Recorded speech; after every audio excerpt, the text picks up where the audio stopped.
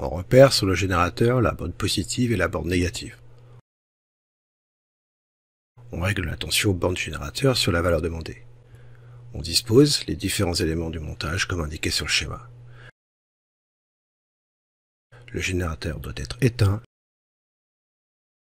L'interrupteur doit être ouvert. En position arrêt.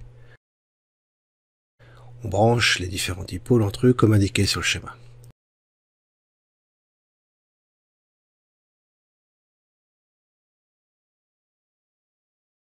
On peut alors allumer le générateur et fermer l'interrupteur. On repère alors le sens du courant, de la borne positive du générateur vers sa borne négative. On peut alors déterminer le sens du passage du courant dans la lampe et ainsi déterminer la borne de la lampe du plus haut potentiel et celle de plus bas potentiel. Nous allons mesurer la différence du potentiel entre ces deux bornes, c'est-à-dire la tension aux bornes de la lampe.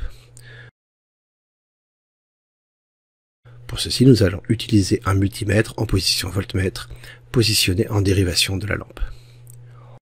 On relie la borne V à la borne de haut potentiel de la lampe et la borne COM à celle de bas potentiel de la lampe. On bascule alors le curseur du multimètre en position voltmètre en commençant par le calibre maximum, ici 600 volts. La tension aux bornes de la lampe s'affiche automatiquement. Ici, on voit indiquer 6 volts, c'est bien, mais pas assez précis. Et comme cette valeur est inférieure à la valeur du calibre suivant, c'est-à-dire 200 volts, on peut diminuer le calibre. On a alors une valeur de 6,3 volts, ce qui est encore plus précis, mais cette valeur est toujours inférieure à la valeur du calibre suivant, c'est-à-dire 20 volts, on peut encore diminuer le calibre et passer sur le calibre 20 volts. On trouve 6,33 volts, et on ne peut plus descendre de calibre, car cette valeur est cette fois supérieure à la valeur du calibre suivant.